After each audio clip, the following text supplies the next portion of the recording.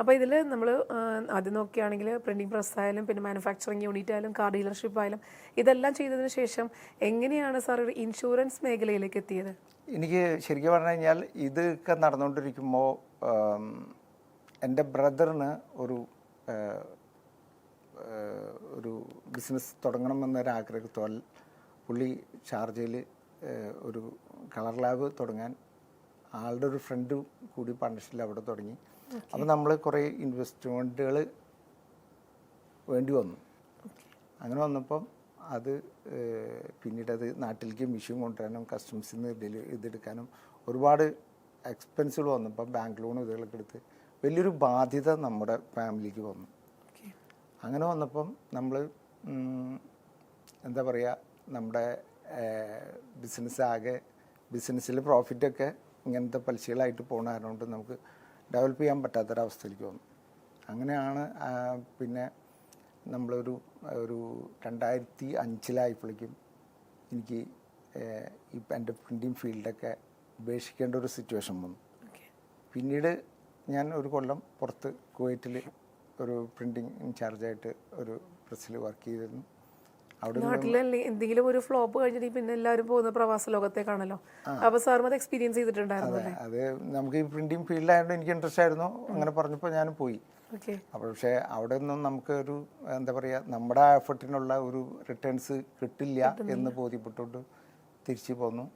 വീണ്ടും നമ്മുടെ എന്തെങ്കിലും ഇൻവെസ്റ്റ്മെന്റ് തീർച്ചയായിട്ടും നാട്ടിൽ പ്രിന്റിംഗ് പ്രസ്സൊക്കെ നടത്തിയിട്ടുള്ള ഒരാൾ ഒരു പ്രിന്റിംഗ് പ്രസ്സിൽ ഒരു ജോലി ചെയ്യാൻ പോവാന്ന് പറയുന്നത് തന്നെ ശരിക്കും ഒരു മാച്ചിങ് ആവില്ല.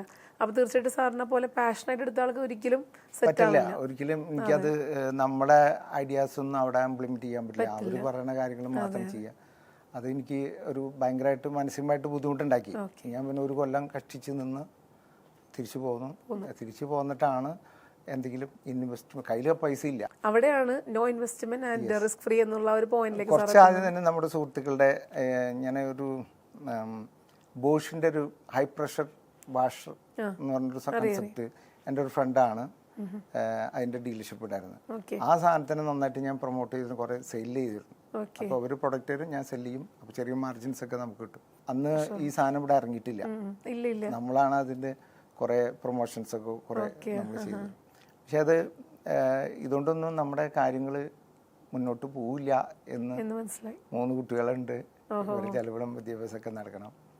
പിന്നെ ബാധ്യതകൾ കുറച്ച് പഴയത് പെൻഡിങ്ങിലും ഉണ്ട്, ഇതൊക്കെ തീർക്കണം. ഇതുകൊണ്ടൊന്നും നടക്കില്ല എന്ന് തോന്നിയപ്പം നമ്മുടെ ഇൻഷുറൻസ് ലൈസൻസ് ഒക്കെ കൂടി കളഞ്ഞ് അതിന് വേണ്ടിയിട്ടൊന്ന് ഇറങ്ങി.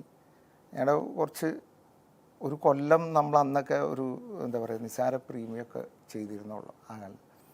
പിന്നെ ഒരു കൊല്ലം കൊണ്ട് ഞാനൊരു 1 crore പിന്നെ അവിടെ നിന്ന് സ്റ്റെപ്പായിട്ട് നന്നായിട്ട് വോളിയത്തിലേക്ക് കയറാൻ പറ്റി. പിന്നെ ഒരുപാട് കമ്പനികളുടെ പ്രൊഡക്റ്റുകൾ നമ്മൾ മാർക്കറ്റ് ചെയ്യാൻ തുടങ്ങി. അങ്ങനെയാണ് ഒരുപാട് അച്ചീവ്മെന്റ്സുകളൊക്കെ നമുക്ക് കിട്ടിയിട്ടുണ്ട്.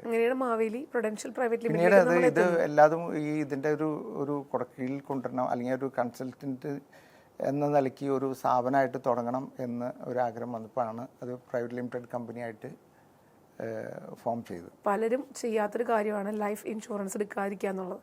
അപ്പോൾ ആ ലൈഫ് ഇൻഷുറൻസ് അല്ലെങ്കിൽ ഹെൽത്ത് ഇൻഷുറൻസ് എടുക്കുന്നതിൻ്റെ ഒരു പ്രാധാന്യം ഒന്ന് പറഞ്ഞു തരാം.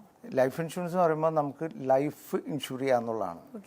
ഒരു ജോലിക്ക് കയറിയ ഒരു കുട്ടിക്ക് അയാളുടെ സാലറി ബേസ് ചെയ്തിട്ട് അയാൾക്ക് ഒരു ഹ്യൂജ് കവറേജുള്ള ഒരു ടേം പോളിസി എടുക്കാൻ പറയും. മസ്റ്റായിട്ട് അത് എടുക്കണം എന്ന് പറയും.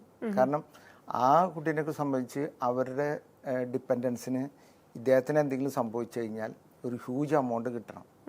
അതിന് റിട്ടേൺസ് ഇല്ലാത്തതാണ് ഈ ടേം പോളിസി എന്ന് പറഞ്ഞു കഴിഞ്ഞാൽ. ഡെത്ത് ബെനിഫിറ്റ് മാത്രമാണ്. അങ്ങനത്തെ പോളിസികൾ എന്തായാലും മസ്റ്റായിട്ട് ചെറുപ്പക്കാരെല്ലാവരും എടുക്കണം, മസ്റ്റായിട്ട് എടുക്കണം. റിട്ടേൺസ് എല്ലാം നോക്കേണ്ടത് അവിടെ. നമ്മളുടെ ആ സാന്നിധ്യത്തിൽ നമ്മുടെ ഡിപ്പെൻഡൻസിന് പ്രൊട്ടക്ഷൻ കിട്ടാൻ വേണ്ടിയിട്ട് അത് ലൈഫ് ഇൻഷുറൻസ്. പിന്നെ അതിൽ നമ്മൾ ഓരോ കോർപ്പസ് വെച്ചിട്ട് ഇപ്പോൾ നമുക്കൊരു വീട് വയ്ക്കണം, അല്ലെങ്കിൽ ഒരു കുട്ടികളെ ഹയർ എഡ്യൂക്കേഷന് പുറത്തയക്കണമെങ്കിലും വലിയ എമൗണ്ടുകളല്ലോ ഇപ്പോൾ. അപ്പോൾ അതിന് പർപ്പസിൽ കണക്കാക്കിക്കൊണ്ട് നമ്മളൊരു ഇൻവെസ്റ്റ്മെൻറ്റ് രീതിയിൽ അത് ചെയ്യാം. നല്ല സ്കീമുകൾ ഇപ്പോൾ മാർക്കറ്റിൽ അവൈലബിൾ ആണ്. പിന്നെ നമുക്ക് വേണമെങ്കിൽ ഒരു റിട്ടയർമെൻറ്റ് അതായത് ഇപ്പോൾ നമുക്കൊരു 50 വയസ്സിലോ 60 വയസ്സിലോ 40 വയസ്സിൽ റിട്ടയർമെൻറ്റ് എടുക്കാവുന്ന രീതിയിലുള്ള പോളിസികൾ അവൈലബിൾ ആണ്. അപ്പം അതിന് വേണ്ടിയിട്ട് ഒരു 5 വർഷമോ 10 വർഷമോ അടച്ച് അവസാനിപ്പിക്കാം.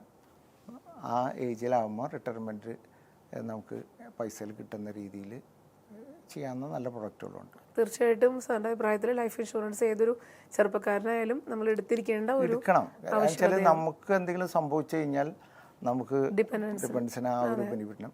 പിന്നെ അതല്ല, നമ്മൾ പ്രത്യേകിച്ച് ഞാൻ യങ്സ്റ്റേഴ്സ് പിള്ളേരുടെ അടുത്ത് പറയുമ്പം അവർക്ക് സാലറി, നല്ല സാലറി ഇപ്പം ഉണ്ട്, പഴയ കാലത്തെ മാതിരില്ല.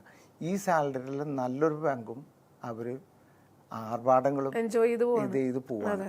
പക്ഷെ അവിടെ നമ്മളൊരു സേവിങ്സ് ആയിട്ട് നല്ലൊരു എമൗണ്ട് മാറ്റി വെക്കണം. അത് മാറ്റി വെച്ച് കഴിഞ്ഞാൽ അവരുടെ ഫ്യൂച്ചർ എന്താ പറയുക, ഇതിൻ്റെയൊക്കെ ബുദ്ധിമുട്ടുകൾ ഞാൻ അറിഞ്ഞുകൊണ്ടാണ് അത് പറയുന്നത്. നമ്മളന്ന് മാറ്റി വെച്ചായിരുന്നെങ്കിൽ നമുക്ക് ബുദ്ധിമുട്ടില്ലാണ്ട് ജീവിക്കാനും ഇതുപോലെയുള്ള നമ്മുടെ ആഗ്രഹങ്ങൾ സാധിക്കാനും ഈ ഫണ്ട് ഉപയോഗിക്കാൻ പറ്റും. ഇപ്പോൾ ഒരു വീട് വയ്ക്കാനോ കുട്ടികളുടെ ശേഷനോ പിള്ളേരെ കല്യാണം നടത്താനോ ഇതിനൊന്നും ബാക്കിയുള്ളവരെ സഹായം തേടേണ്ട ആവശ്യമില്ല. ഇനി നമ്മൾ ലൈഫ് ഇൻഷുറൻസിൻ്റെ കാര്യം പറഞ്ഞപ്പോൾ ഹെൽത്ത് ഇൻഷുറൻസിൻ്റെ ആവശ്യകത ഒന്ന്. ഹെൽത്ത് ഇൻഷുറൻസ് ശരിക്കും പറഞ്ഞു കഴിഞ്ഞാൽ എല്ലാവരും ഇന്നത്തെ കാലത്ത് എടുത്തിരിക്കണം എന്നേ ഞാൻ പറയുള്ളൂ. കാരണം നമ്മുടെ അസുഖങ്ങൾ ഇപ്പോൾ പഴയ കാലത്തെ മാതിരില്ല. ഹോസ്പിറ്റലിലെ എക്സ്പെൻസുകളൊക്കെ ഇന്ന് ഇപ്പം ഭയങ്കരമായിട്ട് കൂടിക്കൊണ്ടിരിക്കുകയാണ്. അപ്പം നമ്മൾ ഈ ഹോസ്പിറ്റൽ എക്സ്പെൻസ് നമ്മൾ അപ്രതീക്ഷിതമായിട്ട് നമുക്ക് നമ്മുടെ കുടുംബത്തിൻ്റെ ആ താളം തന്നെ തെറ്റിക്കുകയാണ്. അപ്പോൾ അതിന് നമുക്ക് ഒരു ഹെൽത്ത് ഇൻഷുറൻസ് മസ്റ്റായിട്ട് എടുത്തു വെക്കണമെന്ന് ഞാൻ പറയുള്ളൂ. ഈ ഹെൽത്ത് ഇൻഷുറൻസ് നമ്മൾ എടുക്കുമ്പോൾ അതിൻ്റെ ഒരു കാറ്റഗറി ഒക്കെ ഉണ്ടാവുമല്ലോ. തീർച്ചയായിട്ടും പല പല കാറ്റഗറീസിലായിരിക്കുള്ള ഓരോ ഇൻഷുറൻസ് സർവീസും കൊടുക്കുന്നത്. അതിൻ്റെ കാറ്റഗറി എങ്ങനെയൊക്കെയാണ് വരുന്നത്? കാറ്റഗറി എന്ന് പറഞ്ഞു കഴിഞ്ഞാൽ ഇപ്പോൾ നമുക്കിപ്പോൾ ചില അസുഖങ്ങളുള്ള ആൾക്കാർക്ക് ചില പ്രൊഡക്റ്റുകൾ എടുക്കാൻ പറ്റില്ല. ഡയബറ്റിക് ഉള്ള ആൾക്കാർക്ക് ഡയബറ്റിക് പോളിസീസ് ഉണ്ട്, ഡേ 1 കവറേജ് ഉള്ളത്. അതുപോലെ തന്നെ ഈ മെറ്റർണിറ്റി കവറേജ് ഉള്ള പ്രൊഡക്റ്റുകൾ. ഇപ്പം ഒരു മാരേജ് കഴിഞ്ഞ ആൾക്ക് 9 മാസം കഴിഞ്ഞ് കഴിഞ്ഞാൽ കവറേജ് കിട്ടുന്ന പ്രൊഡക്റ്റുകളും മാർക്കറ്റിലുണ്ട്. അപ്പോൾ ഒരു മെറ്റർണിറ്റീസ് നോർമലിൽ ഒരു അസുഖമായിട്ട് കൺസിഡർ ചെയ്യില്ല, അതൊരു ക്ലെയിം കിട്ടില്ല. പക്ഷേ ഇപ്പോൾ അങ്ങനത്തെ ഇത് ചെയ്യുന്ന പ്രൊഡക്റ്റുകളും അവൈലബിൾ ആണ്. പലതിലും പല ഇൻഷുറൻസിലും ഈ ഡെന്റൽ കവർ ചെയ്യില്ല എന്നുള്ളത് കേട്ടിട്ടുണ്ട്. അപ്പോൾ അത് എന്തുകൊണ്ടാണ്? അല്ലെങ്കിൽ ഡെന്റൽ എന്ന് പറയുമ്പോൾ ഒരു കോസ്മെറ്റിക് ഇതിൽ പെടുന്നതുകൊണ്ട് നോർമലി ഡെന്റൽ കവർ ചെയ്യില്ല. അത് ഒരു ഇൻഷുറൻസ് കമ്പനിയിലും കവർ ചെയ്യില്ല. പുറം രാജ്യങ്ങളിലൊക്കെ കവർ ചെയ്യുന്നുണ്ട്, അങ്ങനത്തെ സ്പെഷ്യൽ പോളിസികളുണ്ട്. നമ്മുടെ ഇവിടെ OPയിൽ ബെനിഫിറ്റ് കിട്ടുന്ന ചില പ്രൊഡക്റ്റുകളുണ്ട്. അതുപയോഗിച്ചിട്ട് ഡെന്റൽ ട്രീറ്റ്മെൻറ്റിൻ്റെ ഒരു പർട്ടിക്കുലർ എമൗണ്ട് വരെയൊക്കെ കവർ ചെയ്യുന്നു. പലർക്കുള്ള ഒരു ഡൗട്ടായിരിക്കും ആയുർവേദിക് ട്രീറ്റ്മെന്റ്സ് ഈ ഇൻഷുറൻസിൽ, ഹെൽത്ത് ഇൻഷുറൻസിൽ കവർ ചെയ്യുന്നുള്ളത്. അത് എങ്ങനെയാണ് അതിൻ്റെ? ഇന്ന് ഇപ്പം മിക്കവാറും എല്ലാ കമ്പനികളും ആയുർവേദം 100% കവർ ചെയ്യുന്നുണ്ട്. ചില കമ്പനികൾ പർട്ടിക്കുലർ എമൗണ്ട് മാത്രം കൊടുക്കുള്ളൂ. പക്ഷെ ഇപ്പോൾ ഒരുമാതിരി എല്ലാ കമ്പനികളും 100% ആയുർവേദം കവർ ചെയ്യുന്നുണ്ട്.